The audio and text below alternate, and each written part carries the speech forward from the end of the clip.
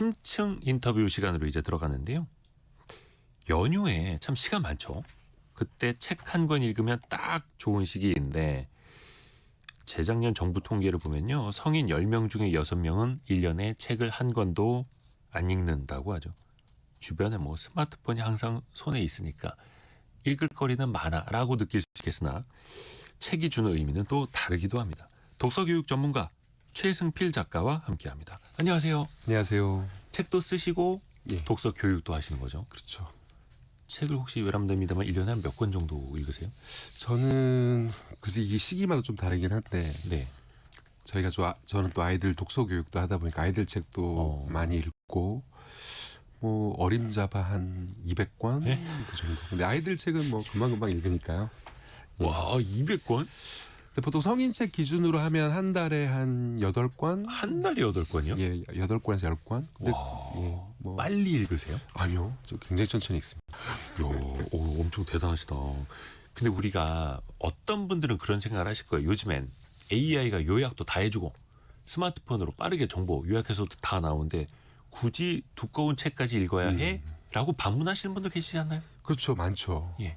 그거는 뭐 AI 나오기 전에도 디지털 시대에 무슨 지나간 패션이다. 네. 오래된 이미 지나간 건데 왜 책을 굳이 읽어야 되냐.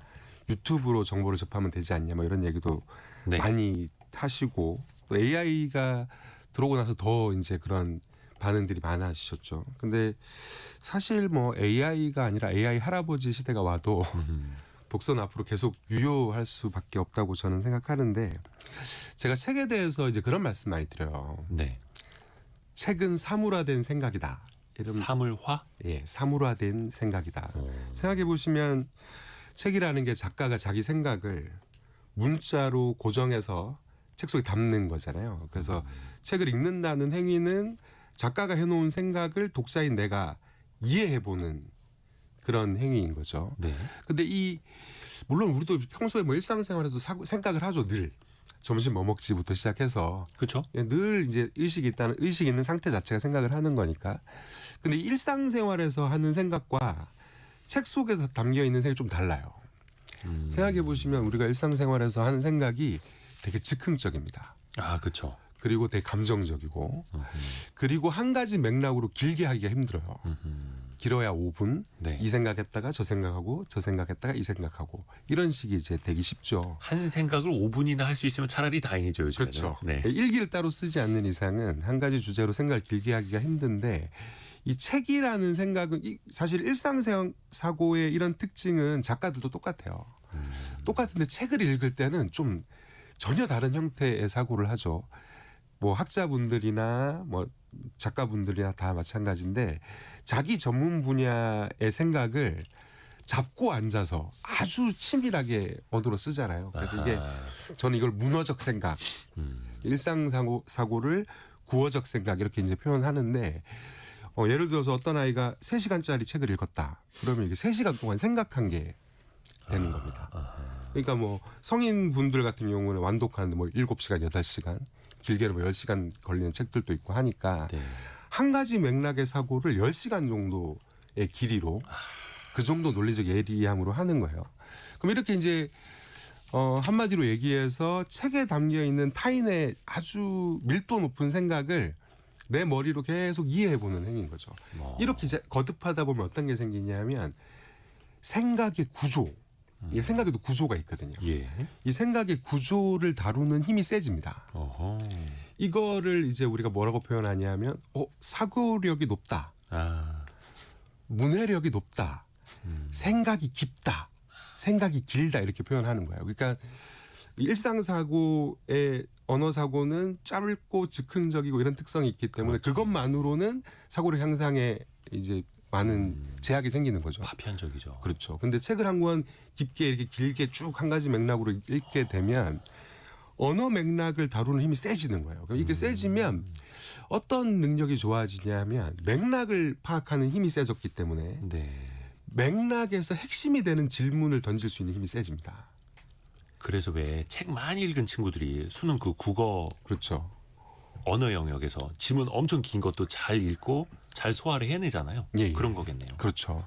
그래서 이 질문을 던지는 힘이 세지면 AI한테 아주 정확한 질문을 할 수 있는 거예요. 내 목적에 맞는 그리고 그 디테일한 그 질문을 할 때도 같은 질문이라도 어떻게 하느냐에 따라서 AI가 내놓는 답이 다를 수 있잖아요. 내가 원하는 답을 정확하게 AI가 답할 수 있도록 아주 구체적인 질문을 할 수 있게 되죠. 그리고 질문의 답을 검토하는 과정에서도 굉장히 중요합니다.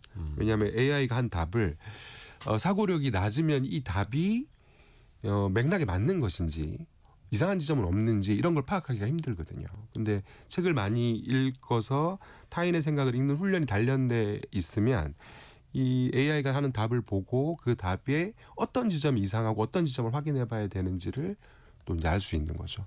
이런 측면이 있기 때문에 하나의 생각을 3시간, 4시간 동안 할 수 있다라는 거. 요즘에 참 더 힘들어지는 일이기도 해요. 왜냐하면 주변에서도 나 그 주의력 결핍 증후군인가 봐 이런 분들 많거든요. 근데 도처에서 알람이 울려대고 하는데 어떻게 주의력을 이제 집중할 수 있겠어요. 환경적으로도. 그래서 더 독서가 필요한 것 같고. 그 대한출판문화협회 자료를 보면요. 1년 동안 출간되는 신간. 와, 이거 경제상식 퀴즈로 내면 아무도 못 맞히실 것 같은데. 64,000권이랍니다. 1년 동안. 한 달에 5,000권 넘기의 신간이 나온다는 거예요. 생각보다 엄청 많이 나오네요. 어떻게 예. 이렇게 많이 나올 수 있을까요? 이게 참 재밌는 현상이라고 저도 생각하는데 예. 사실 독서율은 점점 떨어지고 있죠. 아까 책 오프닝에서 잘 안 팔린다고도 하는데. 예, 막 정말 안 팔립니다. 네. 사실 산업계라고 부르기 민망할 정도로 많이 이제 이 예. 위축되어 있는데 매년 이제 출판계에서 하시는 말씀들이 있어요. 당군 일의 최고의 불황이다. 이 얘기를 항상 매년 예. 매년 이제 그 얘기를 하시는데 근데 말씀하신 것처럼 희한하게 책도 출간 종수는 계속 늘어나고 이게 서점 쪽에서도 똑같은 일이 벌어져요.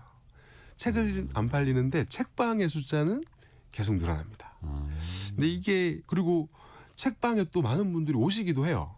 근데 와서 책은 사시는 경우보다는 책방의 어떤 이미지, 느낌 이런 거를 이제 일종의 데이트 코스로 하시는 분들도 많고 물론 와서 책을 구매하시는 분들도 계시지만 이게 왜 그럴까 이렇게 생각해 보면 뭐 여러 요소가 있겠죠. 책을 내기가 쉬워졌다는 예전에는 출판사가 시스템을 갖고 있는 출판사만 책을 낼 수 있었는데 지금은 1인 출판사도 가능하고 그렇죠. 쉬워졌죠. 이런 부분들도 있을 거고 근데 좀 더 본질적으로는 그런 게 있는 것 같아요. 책을 안 읽게 될수록 책에 대한 어떤 그 책의 느낌, 책이 주는 지적인 분위기 이거에 대한 열망은 좀 더 생기는 것 같아요. 그래서 책방이 생기고 책이 나오고 하는 것들도 이게 산업적으로 돈이 돼서라기보다는 좀 그런 측면이 강하지 않나 그런 생각이 좀 듭니다. 그렇죠. 그러니까 습관도 잘 들여야 되겠고 조금 전에 김선아님이 책 좋아하는 남편 덕분에 따라 읽기 시작했는데 어느새 저랑 아들까지 책벌레가 됐어요. 책 속에 길이 있더라고요라고 만능 내비게이션 같은 책이라고. 훌륭하십니다. 대단합니다. 아까 김명애님은 손주 책 몇 권 읽어요. 읽어주느라고. 이것도 나쁜 방법은 아닙니다. 좋습니다. 강선수님은 올해 목표 최소 책 10권 읽기로 했습니다라고. 10권 1년 사실 이것도 쉽지 않습니다. 10권이면 1년에 10권이면 상당한 그렇죠. 독서량입니다. 많이 읽으시는 거죠. 많이 읽으시는 거죠. 근데 아까 어떤 분들이 책 막 추천해달라 이런 분들도 있는데 예. 책을 고르는 기준 물론 이제 본인이 좋아하는 것만 읽는 분들도 있겠으나 작가님은 좀 어떻게 이거를 가르쳐 주세요? 독서 교육을 또 하고 계시잖아요. 예. 이제 우리가 한국 사회가 책을 읽으려는 분도 되게 많아요. 책이 좋다고 다 얘기하시고. 그렇죠. 그래서 책을 읽어야 한다. 성장할 수 있다. 네. 이렇게 생각하시고 그래서 물어보면 책이 나쁘다거나 책이 쓸모가 없다거나 생각하시는 분들 사실 많이 없습니다. 다 책 읽어야죠. 좋은 건 아는데 네, 좋은 건 바빠요. 손이 안 가고 좀 읽기가 힘들어요. 습관이 안 들었어요. 이런 얘기 많이 하시는데 사실 이렇게 아까도 그 댓글에서 독서 책 안에 만능 집특기처럼 길이 있다 이렇게 이제 말씀하셨는데 사실 책을 읽어 보면 이제 그걸 느끼게 되거든요. 근데 그러다 보니 저 아주 옛날의 위인들부터 시작해서 현대의 뭐 사업가들까지 좀 성공하신 분들이 독서의 중요성을 많이 얘기하시잖아요. 그렇죠. 그러다 보니까 이게 어떤 게 생기냐면 독서를 일종의 자기 개발의 도구로 성장의 도구로 생각하고 접근하기가 쉬워요. 네. 실제로 그런 효과가 세게 나오니까. 근데 그러다 보면 이제 어떤 문제가 생기냐면 남들이 좋다고 하는 책을 자꾸 찾게 됩니다. 남들이 좋다고 하는 책, 예를 들어서 뭐 저한테 와도 많이 물어보시거든요. 선생님 요즘 무슨 책 읽으세요? 이렇게 물어보시면 저는 그게 왜 궁금하세요? 이렇게. 그렇죠. 예. 이 사회적 증거를 찾는 거죠. 예. 그래서 제가 그걸 왜 그렇게 여쭤보냐 하면 이 독서에도 단계가 있습니다. 우리 왜 헬스 클럽에 웨이트 트레이닝을 가도 처음에 이제 몸을 풀고 가벼운 이제 운동 기구로 무게를 그렇죠. 가볍게 해서 서서히 이제 자기 근력이 올라오는 거에 맞춰서 운동 강도 올려야 되잖아요. 네네. 독서도 똑같습니다. 독서도 처음 읽으실 때는 가능하면 얇은 책, 가벼운 책. 예, 가능하면 쉬운 책을 읽으셔야 돼요. 근데 성인분들의 경우에 이런 게 생기는 거죠. 이 문해력이라고 하는 거는 근력하고 되게 비슷하거든요. 그러니까 책을 안 읽었으면 예를 들어서 명문대를 들어가셨어요. 그러면 기본적으로 문해력이 있으신 거거든요. 학교 다닐 때 그 문해력이 없으면 공부를 하기 힘드니까. 그거는 이제 뭐 학습 과정에서 쌓은 문해력이든 사고 패턴이 어떤 좀 특별한 지점이 있어서 쌓은 문해력이든 그 문해력이 있으신 건데 이게 이제 사회생활 하면서 공부 안 하고 생각 깊게 안 하고 책 안 읽고 이러면 근육이 풀리듯이 문해력이 풀려요. 그러니까 이게 풀린 상태에서 예를 들어서 좀 시간이 지나고 나서 한 10년 정도 책을 안 읽고 있는 상태에서 책을 한번 읽어봐야지 이렇게 하면 예전 생각만 하고 다 읽을 수 있을 것처럼 내가 성인이니까 성인 도서를 읽을 수 있을 것처럼 이렇게 생각이 되는 거죠. 근데 한국 사회 독서율을 봤을 때 성인의 평균 문해력이 지금 굉장히 낮은 상태에 머물러 있기 때문에 이 상태에서 성인 도서를 읽으면 읽을 수 있는 책이 두 종류밖에 없어요. 에세이랑 자기계발서. 아하. 이게 책의 형태별 난도가 있는데 에세이하고 자기계발서가 한 중학교 1학년 정도의 문해력으로 읽을 수 있는 성인 도서거든요. 그래서 그렇죠, 실제로 베스트셀러 목록 보면은 에세이하고 자기계발서 많은 그런 게 이유가 많죠.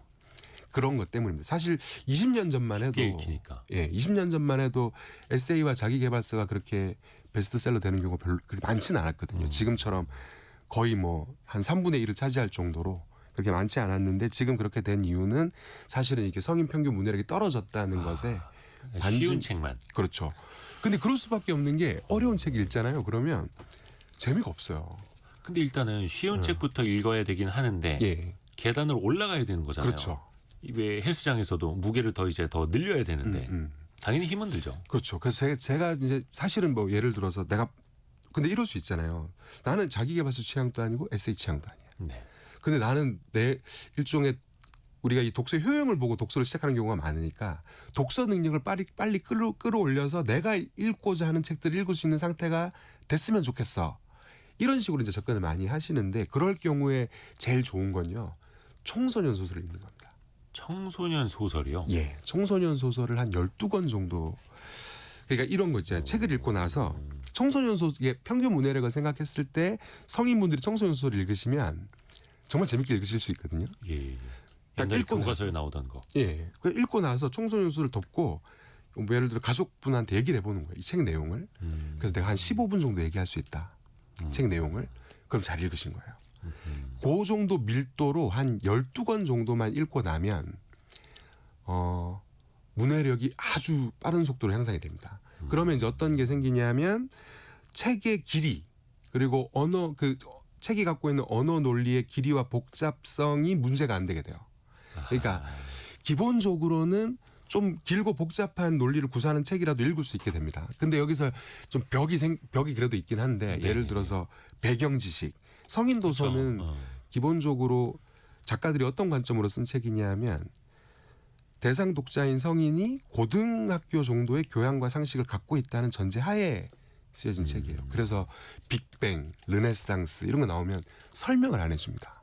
아, 다 알잖아. 네, 그렇죠. 그러고서 학교 다닐 때 들었잖아. 그렇죠. 이런 거죠. 이거 설명 안 해주는데 우리가 주입식 교육을 받았잖아요. 예. 그래서 르네상스 하면 이제 우리는 어떻게 작동하게 되냐면 나 알지 다빈치 그때 아니야 이런 식으로 빅뱅 하면 이제 우주가 빵 터져서 이런 식으로 이제 이렇게 이제 연결되게 네. 개화기 하면 강화도 조약 이렇게 우리가 학습을 공부를 그렇게 배웠으니까요. 이렇게 근데 관점으로 읽으면 이해가 안 되는 거예요. 르네상스는 르네상스란 시대적 의미를 이해해야 되고 이런 게 이제 배경 그냥 외우고 지식인데 지나갔죠. 그렇죠. 네. 이런 배경 지식이 이제 부족하면은 성인 도서를 읽기가 좀 힘들거든요. 그런 경우에 청소년 도서들이 굉장히 좋습니다. 기초 문해력을 올리는 데는 청소년 소설이 좋고요. 예를 들어서 내가 경제책을 좀 읽어보고 싶다. 네. 그럼 청소년용 경제책들이 있어요. 아하. 그걸 한 5권 정도 읽고 제가 이제 아예 초보 독서가다. 네. 그러면 청소년 소설 12권 읽은 후에 청소년 경제 도서를 한 5권 읽어요. 그리고 성인 경제 도서를 읽어요. 그러면 아주 쉽게 읽을 수 있습니다. 아, 그러네요. 예. 아, 그리고 그 단계를 좀 예. 기초적으로 내 독서 근육을 푸는 단계를 좀 거치시면 사실 아주 쉽게 부드럽게 넘어갈 수 있거든요. 근데 이걸 안 거치고 처음부터 그냥 무턱대고 성인 지식 도서를 읽으려고 하시거나 아니면은 뭐 노벨상 수상작이라던가 이런 거 읽으시려고 하면은 흰 건 종이요, 까만 건 글씨요 이렇게 이제 되기가 쉬워요. 저도 좀 아는 척하겠다고 그 노벨 경제학상 수상자들의 책 발간돼서 나온 거 보면 막 500페이지, 600페이지짜리 그대로 책꽂이에 있고 괜히 책꽂이도 차지를 더 많이 해요. 예, 맞습니다. 아까 2762님이 성인책은 너무 눈에 안 들어와서 아이들이랑 청소년 도서를 읽어요. 근데 재밌는 책이 많더라고요. 이렇게 보내주셨고 황성희님도 폭탄 맞은 아들 방 치우다가 소설 완득이 책을 읽었는데 제자리에서 다 읽었어요라고 청소하시다가 이런 거 좋습니다. 그리고 이제 조금씩 이제 나아가면 되는 건데 그 왜 책이 못해도 한 300페이지씩은 하잖아요. 그렇죠. 진도가 잘 안 나가기도 해요. 예. 그리고 항상 책은 앞부분만 이렇게 접혀져 있고 뒤는 깨끗합니다. 진도 못 나갈 때 중간에 그냥 덮어도 됩니까? 덮어야죠. 아, 덮어야 돼요? 예, 오히려 덮어야 됩니다. 왜냐하면 그 진도가 안 나가는 이유가 뭐냐면 이해에 실패해서 그런 거거든요. 생각해 보시면 책은 맥락을 갖고 있죠. 전체 예를 들어 지식 도서는 지식의 전체 핵심 맥락을 가지고 있고 이야기책은 기승전결의 맥락을 갖고 있잖아요. 네. 첫 부분을 이해하면 그 다음에 궁금해집니다. 그래서 계속 읽게 돼요. 근데 첫 부분의 이해가 명확하지 않으면 길을 못 잃게 나가죠. 돼요. 못 나가죠. 예, 그 길을 잃게 돼서 그럼 이제 그 책을 드는 게 좀 주저하게 되고 좀 이런 현상이 생기기 때문에 그거는 나하고 안 맞는 책을 고르신 거예요. 그러니까 그 책은 내려놓고 이제 나하고 맞는 책을 다시 한번 찾아보셔야 되는 거죠. 그러네요. 중간에 길을 잃었으면 예. 거기서부터 다른 길을 찾든지 다른 길로 돌아가면 되는데 이 책을 다 완독하지 못했다라는 죄책감. 내가 18,600원짜리 사놓고 돈 아까워. 3,000원짜리 읽었네. 그래서 저는 책 사실 때 도서관에서 먼저 읽어보시라는 얘기 되게 많이 들어요. 도서관에서 빌려서 읽어보면 책은 사실 이제 뭐 책은 사놓고 거기서 골라서 읽는 것이다. 뭐 이것도 저는 하나의 문화라고 생각합니다. 근데 이런 이제 안타까움, 사놓고 못 읽은 거에 대한 죄책감이 들고 이런 기질을 갖고 계신 분이라면 도서관에서 읽어보시면 우리가 이제 책은 한 번 읽고 마는 거 이렇게 사시기 쉽지만 사실 진짜 좋은 독서는 내 마음을 사로잡은 책이 있을 때는 다시 읽게 되거든요. 그런 책들을 사서 구비를 하시면 서재가 굉장히 합리적인 공간, 훌륭한 공간이 되지 않을까. 5174님의 경우도 있네요. 그 남편이 책을 하도 많이 사서 한 명만 읽고 쌓아두기는 아까워서 저도 자꾸 그 책들을 집어들고 읽게 돼요. 좋지 않습니까? 좋죠. 이게 환경에 의해서. 근데 이것도 되게 관심인데 아까 7597님은 고등학교 때 1년에 책을 200권씩 읽었다고요. 그래서 국어 공부 따로 안 해도 항상 시험에서 한두 문제만 틀릴 정도로 시험 잘 보셨다고. 그래서 아이들한테 계속 이걸 얘기해 주는데 영상 콘텐츠 때문에 책을 잘 안 읽게 되네요. 유유. 특히 쇼폼 때문에. 이거 어떻게 해야 됩니까? 자녀들한테. 이거 뭐 예전에는 TV 코드 이런 거 아버지들이 뽑아놓고 했잖아요. 예. 근데 스마트폰은 또 이거는 어떻게 하기가 힘들어가지고. 이 스마트폰은 이게 좀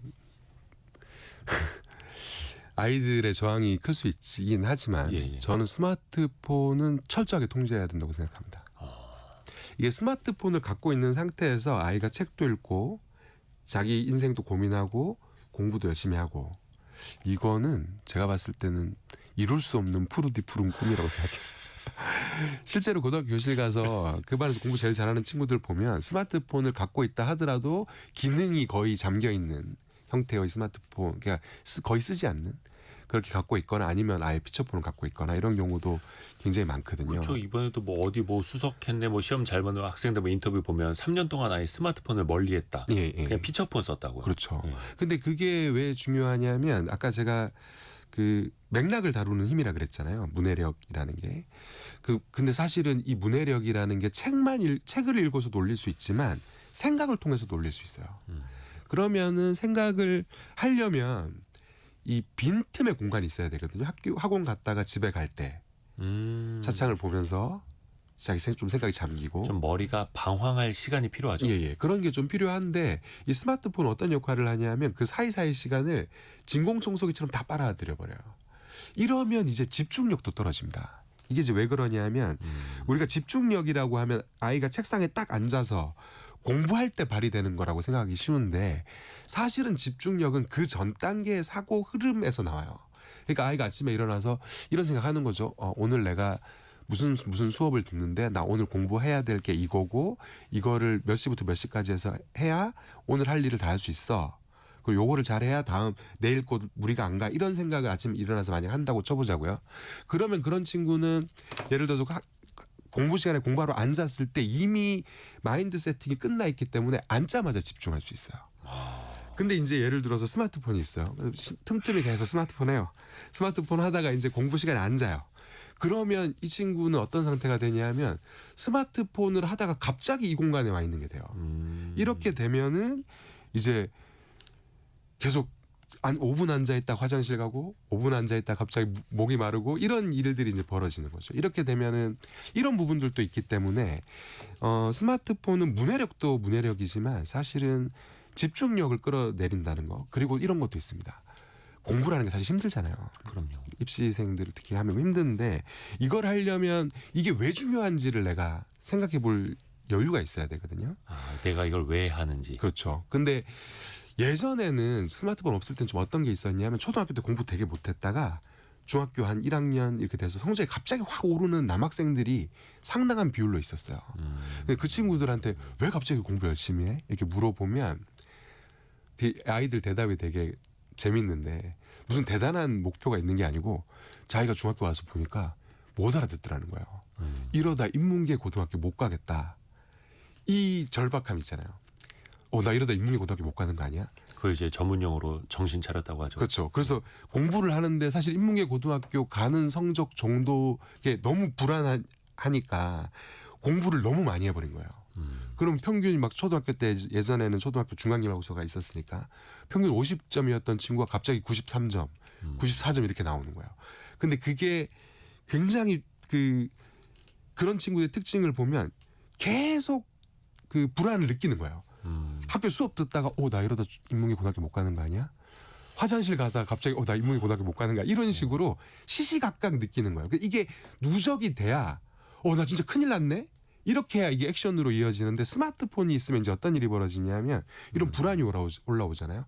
디지털 세계로 도망가요. 또 불안이 올라오면 컴퓨터 게임으로 도망을 가고 이런 식으로 하다 보니까 기분은 안 좋고 불안은 한데 액션은 하지 않게 되는 이런 상태에 빠지는 친구들이 굉장히 많거든요.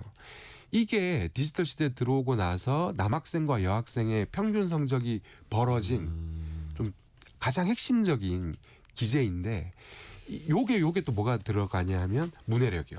그렇게 이제 막 불안이 차서 액션에 공부를 해야겠다. 공부를 딱 시작했을 때 문해력이 확보돼 있으면 할 수 있게 되는 거예요. 실제로. 교과서 읽으면 이해가 되니까.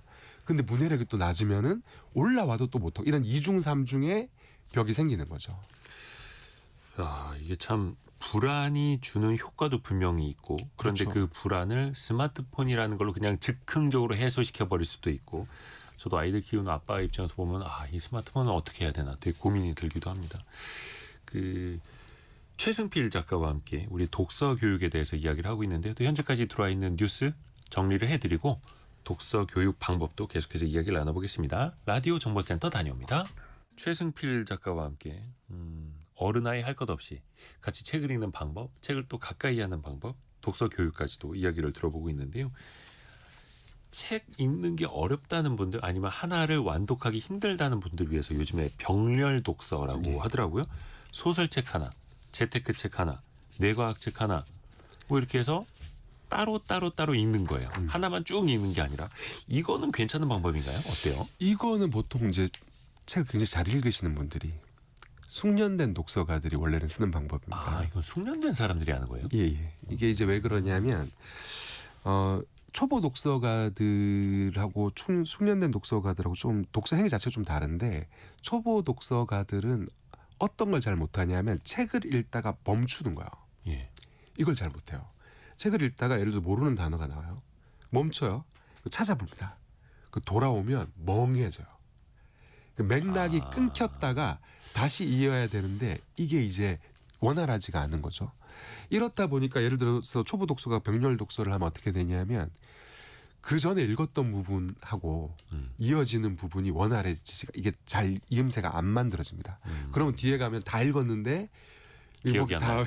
다 엉켜버리는 거죠. 뒤죽박죽. 예. 근데 숙련된 독서가의 경우는 소설을 읽다가 그런 분들도 계시거든요. 화장실에서 읽는 책, 잠자기 전에 읽는 책, 예.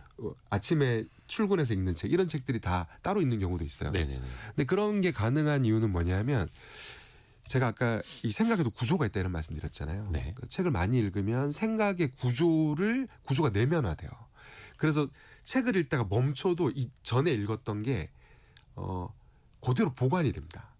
그대로 보관이 되다 보니까 다음에 읽으면 딴 책 읽다가 돌아와도 이음새가 되게 매끄럽게 연결이 돼요. 그러니까 이거는 숙련된 독서가들은 이렇게 읽어도 문제가 없는데 초보 독서가가 만약에 소설 읽다가 좀 힘든데 뇌과학책 읽고 뇌과학책 읽다 좀 힘든데 재테크 책 읽고 이렇게 읽으면 내 느낌은 동시에 세 권을 읽고 있으니까 되게 뿌듯하고 성취감 느낄 수 있어요. 근데 이 책 독서 행위 자체의 강도는 아주 떨어질 수밖에 없습니다. 그 성취감만 느끼고 실제로 독서라는 사고 과정은 굉장히 이제 효율이 떨어지고 이런 상태가 되는 거죠. 근데 이제 책을 읽을 때 사실 한 자리에 앉아서 3시간 아니면 7, 8시간 동안 한 책을 그냥 쭉 스트레이트로 완독하는 게 아니잖아요. 일반인들도 그렇죠. 책 한 권 사놓고 와 일주일, 열흘, 한 달 이상 이렇게 쭉 읽기도 하는데 그건 어쩔 수 없이 뭐 하루에 30페이지씩이라 그래도 이제 끊어서 읽을 수밖에 없고 그리고 요 직전 그 어떤 이음새 부분 계속 문턱이 생길 거 아니에요. 그렇죠. 그럼 병렬 독서는 그것도 비슷한 거 아니에요, 그러면? 근데 이제 이런 게 있는 거죠. 그게 한 권인 것과 그렇게 이어야 되는 책이 여러 권인 권일 때 것은 더 복잡해진다. 예, 그럼 훨씬 더 복잡해지는 거죠. 아니면은 한 권을 쭉 완독하든지 아니면 그냥 덮고 중간에 끝내버리든지요. 그렇죠. 이게 책 읽으실 때요. 그 말씀하신 것처럼 한 번에 한 권 다 읽을 수 없어요. 읽다가 다음 날 또 읽고 그 다음 날 또 읽고 그 다음 날 또 읽고 이렇게 하게 되잖아요. 그랬을 때 이제 뭘 보셔야 되냐면 내가 읽었던 부분 있죠. 다시 읽기 전에 한번 머릿속으로 복기를 해보시는 게 되게 중요해요. 아하, 스르륵 이렇게. 예. 그러니까 아니면 목차를 보고 그래 이 내용이었지 아니면 페이지를 이렇게 넘겨보면서 이렇게 한번 복기를 해보시면 이 독서 과정이라는 게 내가 이 모래시계에 저는 비유를 많이 하는데 읽기 전의 부분이 모래시계 윗단이라고 치면 다 읽은 부분이 모래시계 밑단이라고 보고 읽고 있는 지점이 이제 모래가 떨어지는 지점이라고 볼 수 있거든요. 독서는 읽고 나서 핵심 맥락이 아래 모래가 쌓이는 거예요. 내 안에. 네. 이게 뭐 영원히 기억해야 된다 이런 게 아니라 책을 딱 덮었을 때 이 전체 맥락이 내 안에 딱 쌓여 있어야 되는 거죠. 근데 이 과정을 원활하게 하기 위해서는 초보 독서가인 경우에는 첫 번째는 책이 쉬워야 돼요. 네. 그 맥락이 길지 않아야 되고 그리고 좀 기술적으로 놓고 보면 제가 말씀드렸던 것처럼 읽은 부분 전날 읽었던 부분 한번 복기해 보는 거 이것만으로도 내가 읽었던 부분에 대한 그 모래를 딱 이렇게 패킹할 수 있는 그런 측면이 있거든요. 그런 식으로 하시면은 훨씬 더 원활하게 독서를 하실 수 있지 않을까. 전 또 진짜 궁금한 게 있는데 작가님 책을 이렇게 많이 읽으시면 그 책 내용이 다 기억에 남습니까? 아니죠.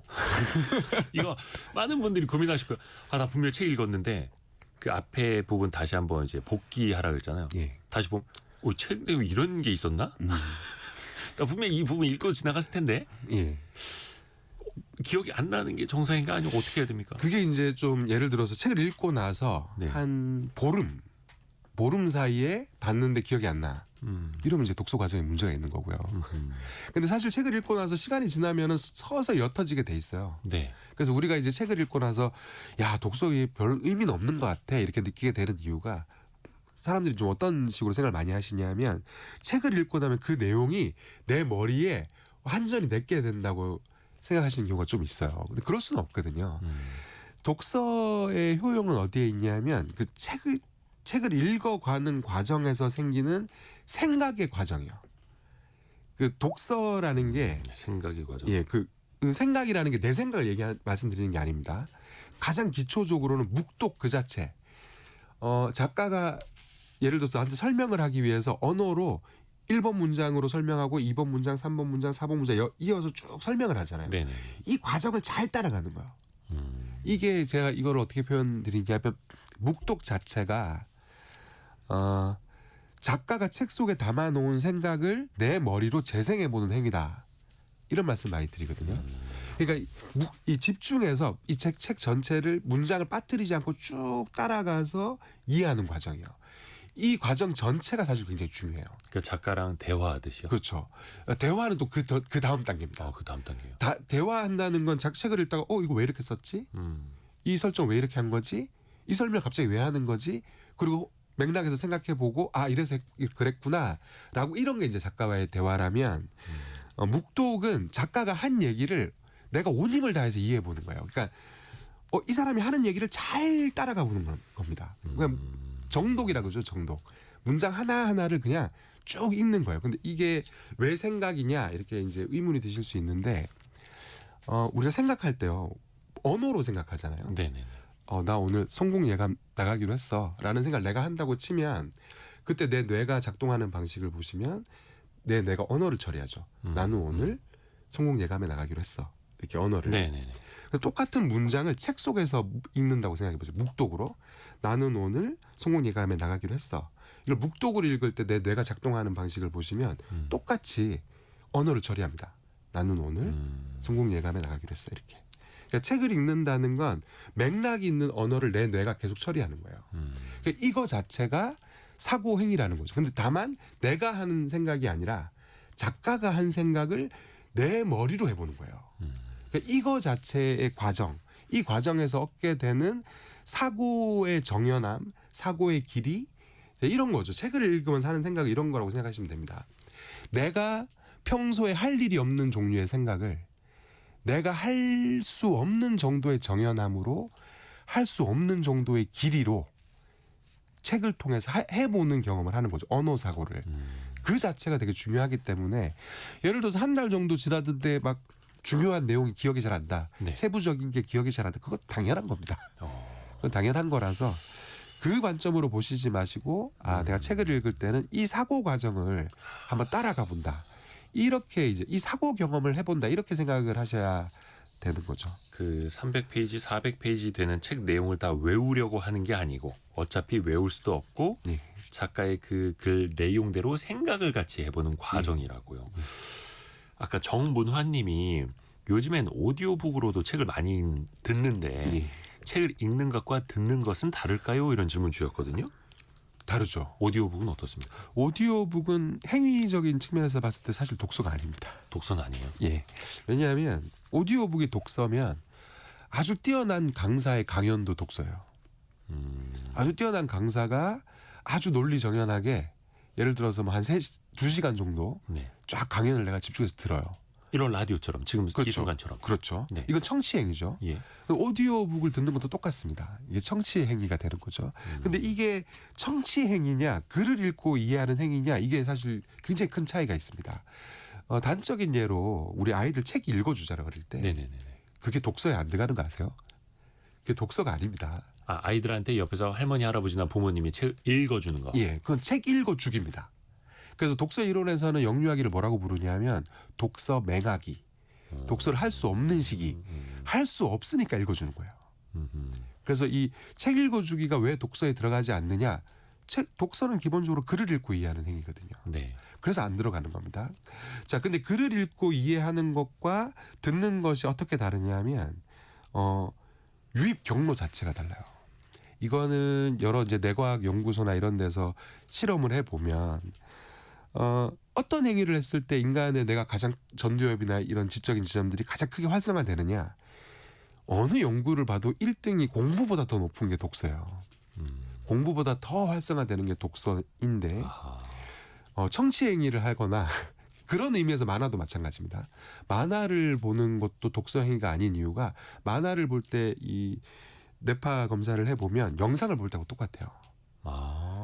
그래서 이 그림이니까. 예, 그림이 주 전달 매체이기 때문에 그래서 이 같은 내용이라 하더라도 듣게 되면 똑같이 내용은 알게 되죠. 네네. 내용은 알게 되지만 제가 아까 말씀드렸던 책 속에 담긴 생각을 내 뇌로 재생해 보는 행위는 아니게 되는 거예요. 그러네요. 그래서 보면서 내가 생각을 하는 것과 또 듣는 것은 또 다르다. 예, 그래서 문해력 향상 효과가 발생하지 않습니다. 또 요 지점에서 이제 비슷한 고민이 드는 게 어린이들에게 이제 책에 대한 취미 또 그 문턱을 좀 낮춰줘야 되는데 취미 붙여주고 만화로 된 그런 과학책 어린이들을 위한 되게 재밌게 쓰기는 하는데 그림이 주인 것 이거라도 읽으라고 해야 되는 게 맞습니까? 아니면 그래도 이제 좀 문자 중심으로 보라 하는 게 맞습니까? 만화 이 요즘에 학습 만화 되게 많잖아요. 네, 학습 만화. 예, 그게 사실 학습 만화 자체는 나쁠 게 없습니다. 지식을 어쨌든 재밌게 그림으로 아이들한테 문턱을 낮춰서 전달해 주는 거니까. 근데 학습 만화가 문제가 되는 이유는 이게 글책을 다 잡아먹는다는 데 있어요. 아이들이 초3이 되면 초1, 2때까지는 너 학습 만화 3권 읽을 때 글책 7권 읽어 이러면 돼요. 그게. 예. 그렇게 가이드를 정해주면 이게 왜 되냐면 그때 있는 글책이 글이 되게 적기 때문이에요. 그래서 되는데 초3이 되면 이제 그때부터 본격 독서기가 됩니다. 본격 독서기가 되면 책이 이제 본격적인 글책 형태가 돼요. 네. 그러면 한 바닥에 15줄, 80페이지에서 100페이지 막 이렇게 된단 말이에요. 그러면 학습 만화 페이지 터닝 속도에 익숙한 친구들은 이 초3 책을 펼치면 이런 느낌이 들어요. 이거 뭐 읽어도 페이지가 안 넘어가네. 이제 이런 느낌이 드는 거예요. 그러면 만화가 없으면 그렇죠. 그러면 이제 어떻게 되냐면 어느 날 문득 정신 차리고 애가 학습 만화만 보고 있는 이런 일이 발생하는데 문제는 제가 아까 말씀드렸던 것처럼 만화는 독서를 하는 책은 아니거든요. 그렇게 되면은 학습 만화를 아무리 많이 읽어도 문해력은 안 올라옵니다. 그러니까 만화는 뭔가 조금 영상을 보듯이 그렇죠. 즐기는 행위로 보고 학습하는 행위로 생각을 할 수는 없다라는 거예요. 그 독서는 아니라는 거죠. 그러니까 아주 좋게 생각하면은 아주 좋은 다큐멘터리를 보는 거. 그러니까 좋은 다큐멘터리를 보면 내용은 알게 되지만 그게 문해력을 올려주지는 않잖아요. 네. 근데 예를 들어 초3 1년을 그렇게 학습 만화만 봤어요. 초4가 되면 학습 교과서도 그렇고 책도 그렇고 언어 수준이 확 올라가죠. 네. 이 성장기 때는 그 학년대별 언어 수준이 계속 가파르게 올라가는데 초3 때 그렇게 1년 학습 만화만 읽어버리면 초4 환경에 적응이 안 되는 거예요. 교과서도 어려워지고 책 펼쳐도 어려워지고 이제 이런 괴리가 이제 발생하기 시작하는 거죠. 그 저희가 내일이죠. 토요일에는 별책 부록이 방송이 되거든요. 별책 부록에서는 하나의 책을 그 연사들과 같이 뭐 요약을 해드리기도 하고 해석을 좀 해드리기도 하는 건데 이렇게 라디오에서 책 자체를 다루는 거를 듣는 거는 어떻습니까? 좋죠. 이 책을 다룬다는 게 이제 이런 거죠. 책을 읽으려면 사실 우리 왜 영화 마니아들 보면 알 수 있는데 영화를 좋아하려면 영화 소개 프로를 자주 봐야 돼요. 예전에 그 TV 가이드 이런 잡지 보고 TV 보듯이. 그렇죠. 그래서 뭘 봐야 뭐가 있는지 알아야 이거 재밌겠네 이런 게 생기잖아요. 그런 네. 것처럼 여기서 이제 그 책을 소개해 주실 때 전문가분이 나와서 그 핵심되는 부분을 얘기를 해 주시면 저게 저런 책이야?